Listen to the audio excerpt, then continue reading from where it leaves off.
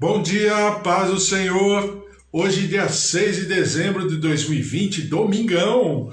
Domingo maravilhoso, especial. O Senhor já tornou esse domingo uma realidade sobre a tua vida, a tua casa, a tua família. Deus te abençoe. Você tenha um domingo maravilhoso, especial, na presença do Senhor, em nome de Jesus.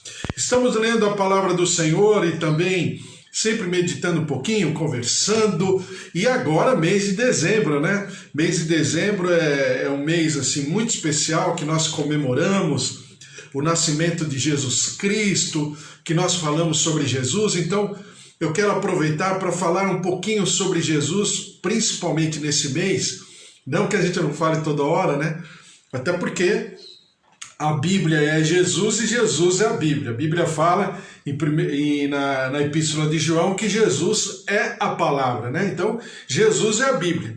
A palavra do Senhor diz que ele é o alfa e o ômega, o princípio e o final de todas as coisas. Mas falando assim de uma maneira mais sublinhada, né? Porque nós comemoramos e nós pensamos sobre o nascimento de Jesus e o que tudo isso significa. Não a data em si, propriamente dito, e não somente a questão do Natal, mas é um cumprimento de palavra profética, é o cumprimento de profecia.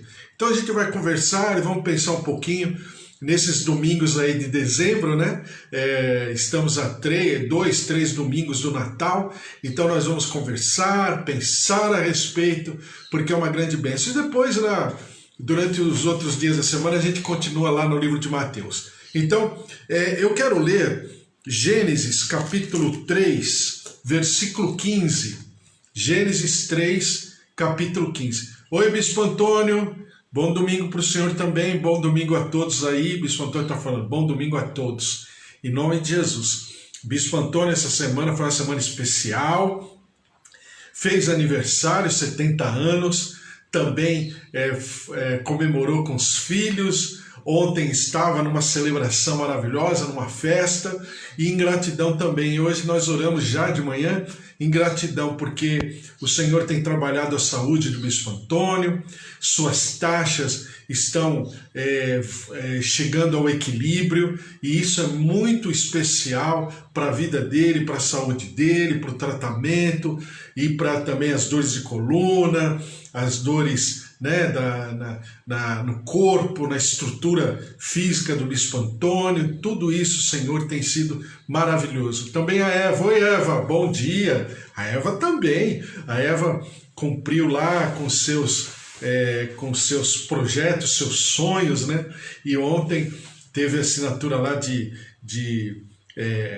contratos, de coisas que ela estava aguardando, esperando, na expectativa, e o Senhor tem derramado uma bênção maravilhosa sobre o seu trabalho, junto com Carlos, o seu marido, e também sobre as suas filhas, Raquel, Débora. Deus abençoe a Eva, sua casa, sua família, em nome de Jesus. Também, Deus te abençoe, Kátia, um beijo para você, estou orando por você, pelas dores de coluna, pela tua filhinha também, a Rafaela. Deus abençoe a todos vocês aí. Kátia lá em Valinhos, está lá em Valinhos. Deus abençoe vocês, viu? Beijo para todos vocês aí em Valinhos. Gênesis, capítulo 3, versículo 15 diz assim: porém, inimizade entre ti e a mulher, entre a tua descendência e o seu descendente. Este te ferirá a cabeça, e tu lhe ferirás o calcanhar. Aqui está a primeira profecia da palavra do Senhor. E essa primeira profecia foi dada pelo próprio Senhor, né? pelo Deus Pai, né? Foi dada sobre aquilo que havia acontecido. O que havia acontecido? A queda do homem. Então, vamos dizer, até aqui havia uma característica na criação. Até aqui havia toda uma hegemonia perfeita, né? Uma perfeição na criação, no universo, e não havia a validade. A figura da validade começa a proceder a partir de Gênesis capítulo 15. Antes disso, não. Então, eu sempre falo isso, sempre pontuo, que a gente, quando às vezes a gente ouve alguma ministração, alguma pregação, às vezes a pessoa está falando até sem querer, né? Assim, sem pensar no que está falando e tudo. Mas a gente precisa prestar atenção, porque a impressão que se dá, e isso não é uma pessoa falando, pregando, em alguns momentos por aí você ouve, a impressão que dá é que o mundo começou a partir de Gênesis 3,15, e não é verdade. O mundo não começou em Gênesis 3,15. O que aconteceu em Gênesis 3,15 foi o Senhor Deus trazer uma palavra profética para que houvesse, na sua onisciência, na sua onipresença, na sua onipotência, até uma explicação do porquê o ser humano permaneceria, né? E não fosse destituído, destruído, dizimado, né? O gênero, a raça humana. Por quê? Porque quando o Senhor criou todas as coisas, Ele criou num perfeito equilíbrio. Ao criar no perfeito equilíbrio, o homem passou a ter um protagonismo maravilhoso. Por quê? Porque o homem, a Bíblia chama de coroa da criação. E o homem foi criado para louvor da sua glória, louvor da glória do Senhor, e em segundo lugar, para cuidar do jardim. Eu sempre falo que jardim, no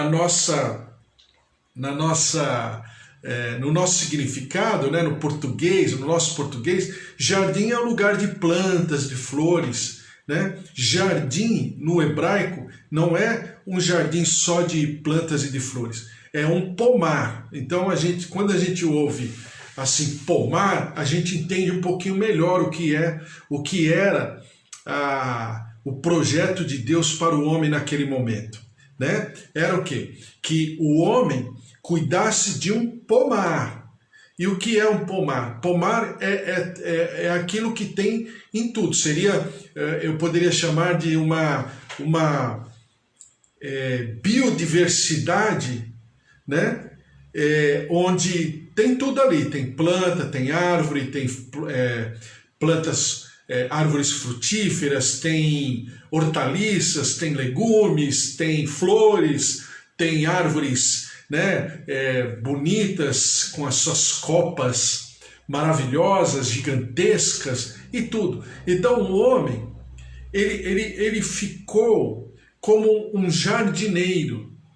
Por isso que eu sempre falo para você que aquela visão de Maria Madalena, quando lá na ressurreição de Jesus, Maria Madalena vai visitar o corpo de Jesus, né, até então o corpo morto de Jesus, e Maria vai até a sua sepultura e percebe que o corpo não está lá.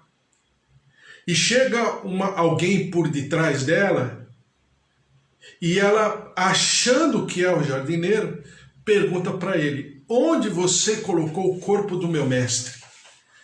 Quando Jesus fala Maria, o som da voz, né, já faz toda a diferença.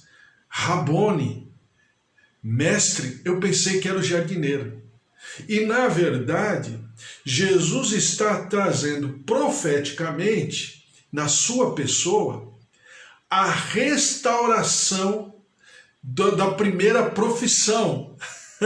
Qual é a primeira profissão? Jardineiro, né? Mordomo, aquele que cuida de algo que não é seu, mas cuida com a mesma responsabilidade, com o mesmo sentimento, que é exatamente o que Jesus faz.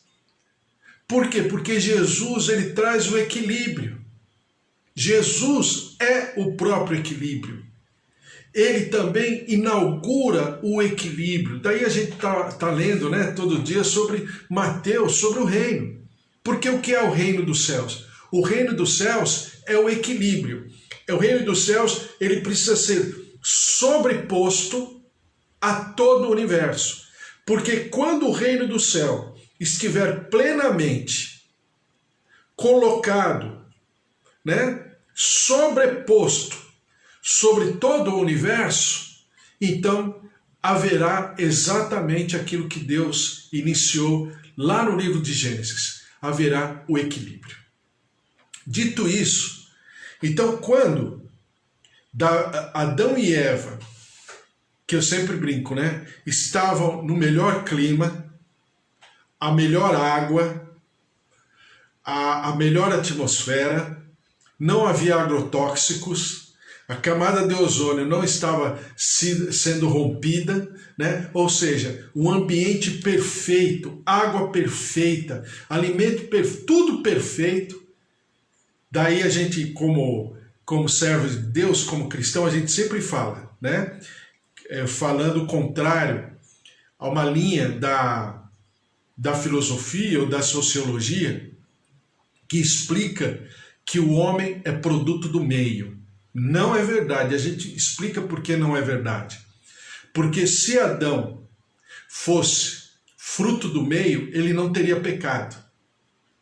Mas o contrário também é uma verdade. Às vezes a pessoa pode nascer, pode ser criada num ambiente totalmente hostil, trágico, né? Cheio de violência, de criminalidade, e essa pessoa ser completamente diferente daquele meio. Por quê? Porque não é o meio que forja uma pessoa. O meio vai influenciar. O meio vai, nesse sentido, atrapalhar.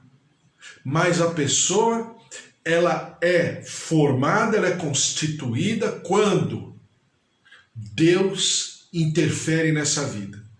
Quando essa pessoa se deixa levar, se deixa sugestionar por esse Deus maravilhoso que fez o céu e a terra. Eis a diferença. Então, Adão e Eva, até Gênesis capítulo 3, versículo 15, viviam uma perfeita condição. Daí, eu sempre explicar de que Deus não começa o seu plano, o seu projeto de vida aqui. Aqui há, com certeza, uma mudança de paradigma, de modelo. Mas a origem é a mesma. Então, Gênesis 1 e Gênesis 2 é realmente o momento perfeito do Senhor, onde Adão e Eva foram formados, foram colocados no Jardim do Éden, e eu coloco o Jardim do Éden aqui como se fosse a casa principal, né? Vamos dizer, numa fazenda tem aquela casa que eles chamam da casa principal, né? Que é onde se centraliza todas as ações, todos os projetos, todas as atitudes, todo o trabalho daquela fazenda, geralmente sai daquela casa principal. Então o Jardim do Éden era como se fosse a casa principal.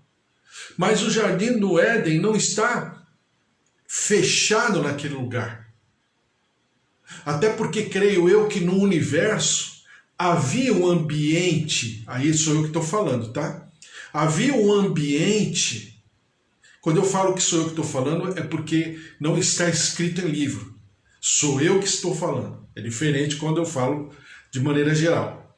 Então, eu creio que o universo era completamente habitável.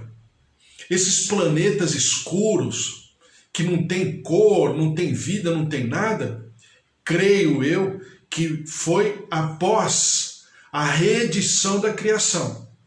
Lá no início, no projeto de Deus, por quê? Porque creio eu que no projeto de Deus não existe lugar obscuro. Não existe lugar escuro. Até porque a Bíblia fala no Gênesis e também repete no Apocalipse que o nosso Deus não é Deus de trevas, de noite. Aliás, não haverá noite nas regiões celestiais. No reino dos céus não tem noite. Só tem dia, porque o sol da justiça está presente. Então só tem dia, não tem noite. Então, creio eu que esse universo, antes de Gênesis capítulo 3, era um universo totalmente diferente nesse sentido do que nós vemos hoje. Planetas, lei da gravidade que faz a gente pensar a respeito como que os homens faziam, ou como a criação fazia, ou como os mordomos do Senhor, né, na pessoa de Adão e Eva, cuidavam de todo o universo, eu já não sei. Mas eu sei que o nosso Deus é o Deus da vida. O nosso Deus é o Deus da criação. O nosso Deus é aquilo que ordena e tudo se faz. O nosso Deus é aquele que diz no Salmo 139 que ainda que hajam trevas, se Ele estiver, se propor estar presente naquele lugar, as trevas são dissipadas. Por quê? A presença dEle não é de trevas. A presença dEle não é de escuridão. Daí a Bíblia falar que nós somos filhos da luz. Daí Jesus falar que Ele trabalha enquanto é dia. Por quê? Porque é no dia, é na luz. Então, Gênesis 1 e 2 tem todo um jardim para ser cuidado, todo um pomar para ser colocado a marca digital de Adão e Eva. Então, é ali que possivelmente Eva dividiu as flores, separou as flores, que Adão, e a Bíblia diz que Adão deu nome a todos os animais, que Adão nomeou os animais, que havia todo um contexto maravilhoso, equilibrado, os animais marítimos, os animais terrestres, as aves no céu, né? As aves, grandes aves, enfim, eu creio numa criação, num universo completamente diferente, onde Isaías diz que o novo céu e a nova terra se manifestará novamente dessa maneira. Então é aquela visão etérea, meio assim, nebulosa, nuvem, as pessoas levitando, andando no céu, aquela coisa, é até bonitinho, né? Mas não é bíblico, porque a Bíblia diz que haverá novos céus e nova terra, ou seja, haverá um ambiente que, por causa do homem, esse ambiente foi alterado, ele será novamente voltará à sua origem. Então, em Gênesis, a gente está falando de Jesus, mas em Gênesis 3,15, o Senhor Deus traz a palavra que é chamado de proto-evangelho, ou seja, o protótipo do evangelho, o embrião do evangelho. O embrião do evangelho é Gênesis capítulo 3, versículo 15. Por quê?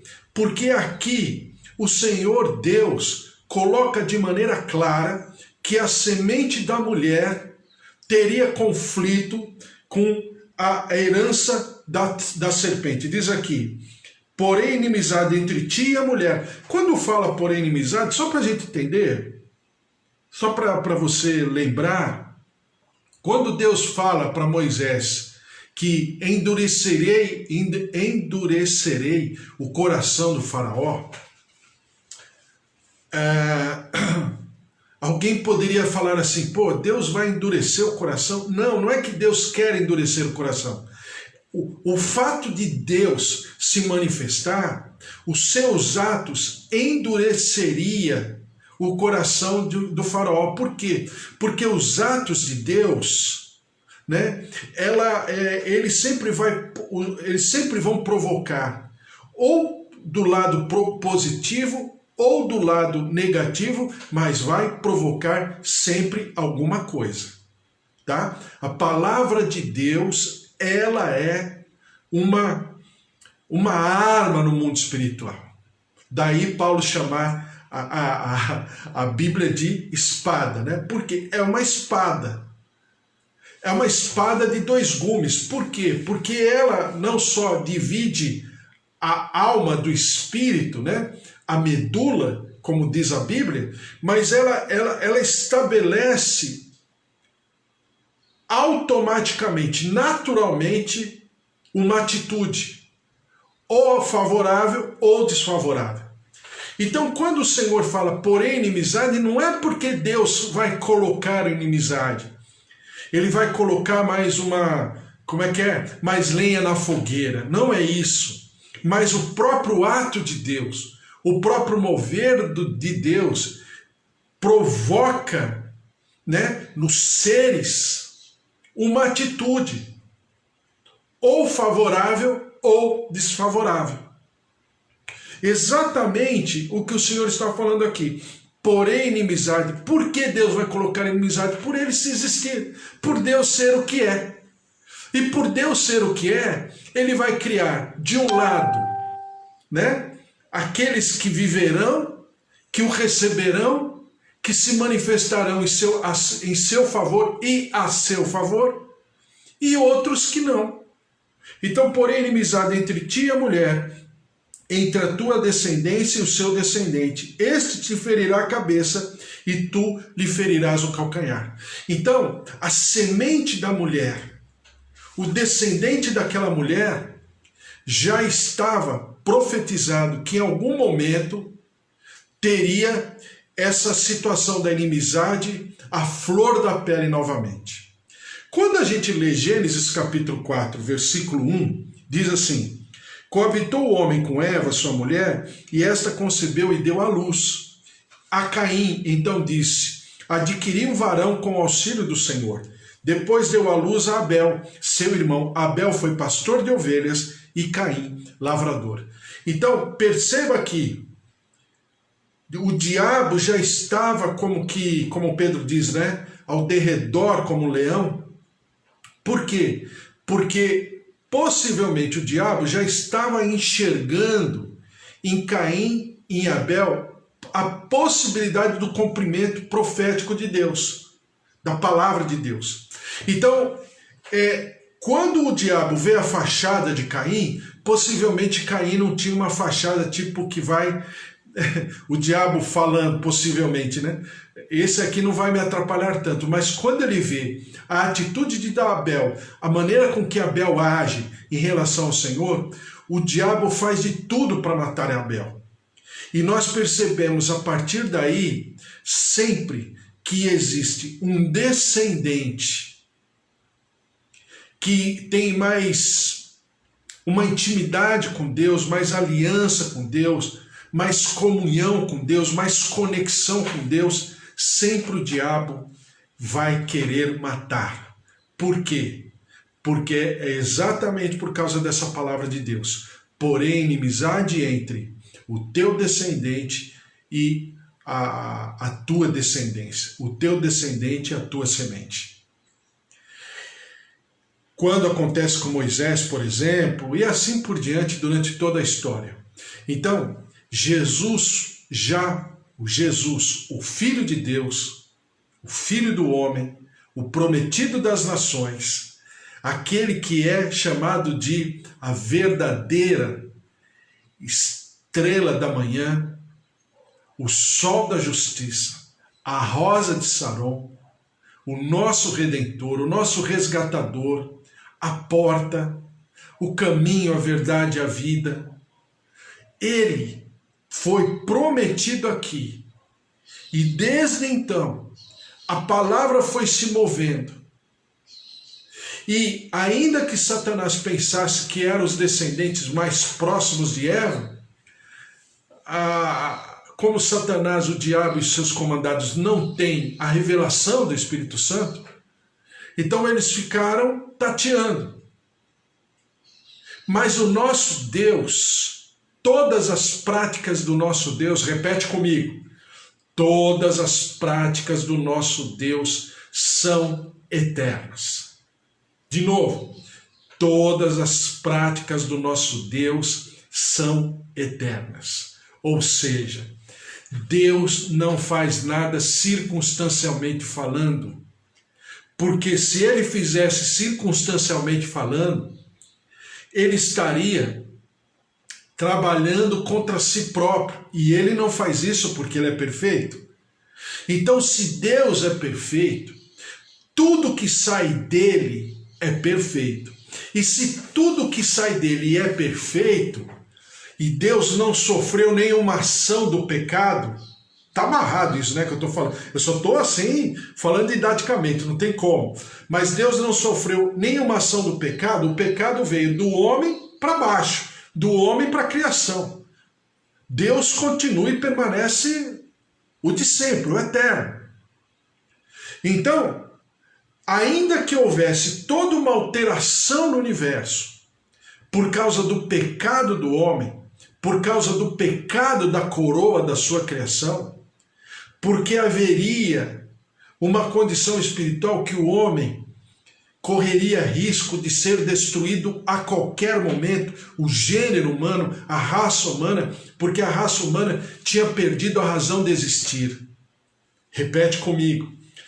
Tudo que Deus faz tem um princípio, um meio e um fim. Ou seja, tudo que Deus faz tem um porquê, tem um objetivo, existe um plano, um projeto. Se você está vivo hoje, presta atenção. Se você pegar agora na tua pele assim e beliscar e perceber que você está vivo, é porque o projeto de Deus na tua vida está se manifestando e o projeto de Deus na tua vida está em andamento. Então, é por isso que eu sempre falo todas as manhãs sobre a tua vida e vou falar durante toda a minha história de vida. Esse é o dia que o Senhor nos deu. Pronto. Não quero saber se tem pandemia, se o governo, se o comércio, se a indústria, se o Ministério da Saúde, se o presidente americano, se o dia que Deus fez hoje é exatamente o cumprimento daquilo que ele escreveu no Salmo 139. Todos os teus dias foram escritos no seu livro. Em outras passagens diz que é o livro da vida. O livro de Deus é da vida, não é da morte, não é da destruição, não é do desânimo, não é do desapontamento, é da vida. E essa vida, aqui, para todo o mundo espiritual e para nós também sabermos hoje, que ainda que houvesse uma derrota aos olhos humanos, né, aos olhos nossos, pequenos que somos, houve uma derrota, poxa, Deus foi derrotado na sua criação. O homem não tem mais razão de existir, porque ele perdeu o porquê ele existe.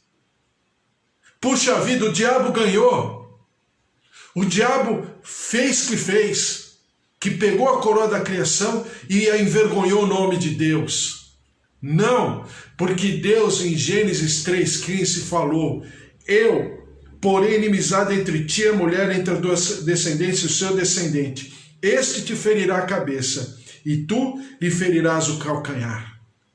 E aqui Deus já planifica tudo aquilo que haveria. E como o homem seria novamente resgatado. E o homem seria novamente restituído na sua condição de coroa da criação. Porque dele e por ele e para ele são todas as coisas, glórias a ele eternamente. Amém. Vamos orar? Bom dia, Luiz. Tudo bem, Luiz Henrique? Deus abençoe você, Gustavo, Letícia, tua casa, tua família, Dona Efigênia, Deus abençoe a todos vocês, em nome de Jesus. Vamos orar. Senhor, nosso Deus, nosso Pai, eu coloco os teus servos diante da tua presença, do teu altar, cada família aqui, cada família dos nossos queridos, Kátia, Josué, Joel, a Sônia, Deus abençoe, Walter, o Senhor te abençoe, Luiz, Eva, seus queridos, Bispo Antônio, netos, filhos, a glória, a graça, a presença, o poder de Deus. Te somos gratos, Senhor, porque o Senhor é o nosso Salvador, o Senhor é o nosso Redentor. E se nós estamos aqui é porque o Senhor veio, o Senhor cumpriu com a tua palavra e nós fomos resgatados, nós fomos, ó Deus, socorridos das trevas e fomos levados para a tua maravilhosa luz. É por isso que nós estamos aqui e nós te engrandecemos, porque Jesus nasceu.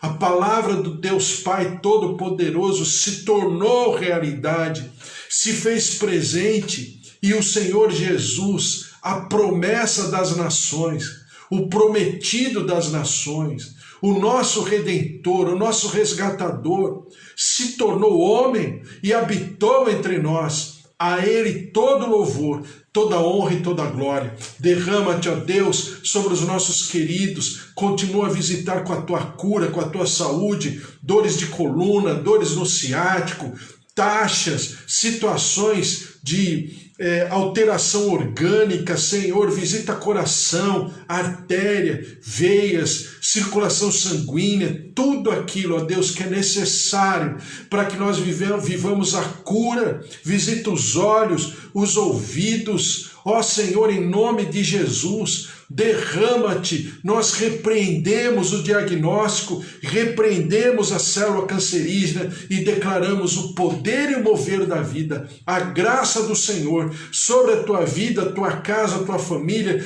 mas também, Senhor, sobre o nosso país, a nossa terra tão maravilhosa. Senhor, derrama-te sobre ela, tem misericórdia do nosso Brasil, ó Deus de maravilhas. Senhor, liberta-nos, cura-nos, perdoa-nos no nosso pecado, na nossa transgressão, na nossa iniquidade, violência, Senhor, a todo momento. Tem misericórdia do nosso povo, liberta o nosso povo, restaura o nosso povo, traz do teu nome, da tua autoridade, do teu poder, do ordenar dos teus anjos sobre a nossa terra, e nós daremos sempre ao Senhor todo louvor, toda honra e toda glória em nome de Jesus. Derrama-te, Senhor, derrama-te sobre todos nós, derrama-te, Deus de maravilhas.